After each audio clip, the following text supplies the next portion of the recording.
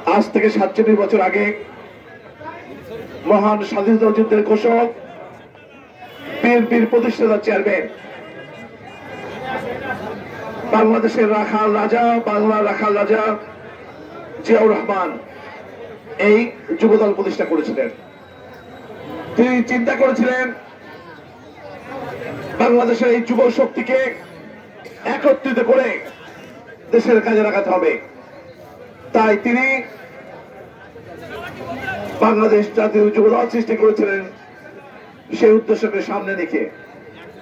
প্রিয় বন্ধুরা, গত 47 বছরে বাংলাদেশ জাতীয় যুবদল যখনই দেশের পর কোনো আঘাত এসেছে, বাংলাদেশের গণতন্ত্রের পর আঘাত এসেছে, বাংলাদেশ থেকে ষড়যন্ত্র করেছে, বিএনপিকে নিয়ে ষড়যন্ত্র করেছে, জিয়া পরিবারকে নিয়ে ষড়যন্ত্র করেছে, তখনই বাংলাদেশ জাতীয় যুবদল রাজপথে নেমে এসে সেই ষড়যন্ত্র মোকাবিলা করা যাওয়ার সর্বোচ্চ চেষ্টা করেছে।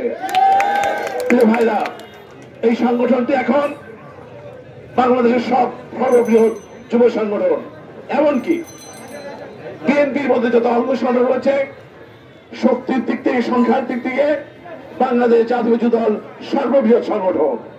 আমি এই সংগঠনে 47 প্রতিষ্ঠা বার্ষিকীতে 400 সারা বাংলাদেশের জাতীয় যুব দলের নেতা কর্মীকে আমি তাদের জন্মদিন প্রতিষ্ঠা বার্ষিকীর শুভেচ্ছা জানাই।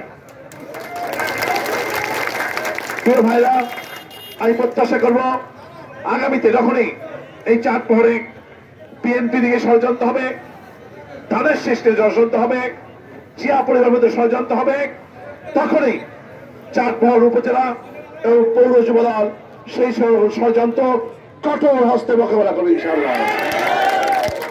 প্রিয় ভাইরা, আমরা দীর্ঘদিন জাতীয় যুবদল দেখেছি 17 বছর রাজপথে কষ্ট করেছে, তাদের হাজার হাজার নেতা কর্মী বিগত সরকার তাদেরকে খুন করেছে, গুম করেছে, হত্যা করেছে।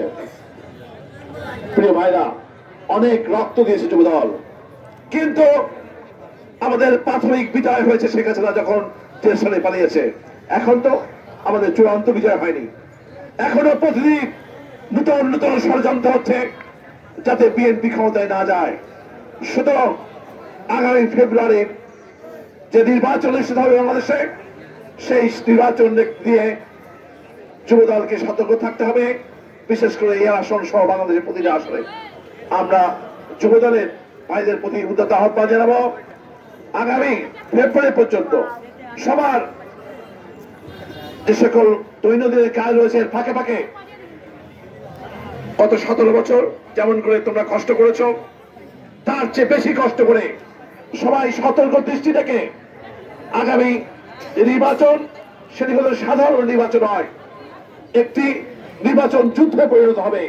সেই যুদ্ধে জাতীয় যুবদলের প্রত্যেকটি নেতাকর্মী রাজপথ থেকে, ভোট কেন্দ্র থেকে, জনগণের পাশে থেকে আগামী জাতীয় সংসদ নির্বাচন এই আসনকে বিজয়ী করার চেষ্টা করবে, এই প্রত্যাশা ব্যক্ত করে সবাইকে এখন আমাদের এই যুবদলের প্রতিষ্ঠাবাসী র্যালিতে শুরু থেকে শেষ পর্যন্ত থাকার আহ্বান জানিয়ে আজকে আমার বক্তব্য শেষ করছি এবং এই র্যালির শুভ উদ্বোধন ঘোষণা করছি।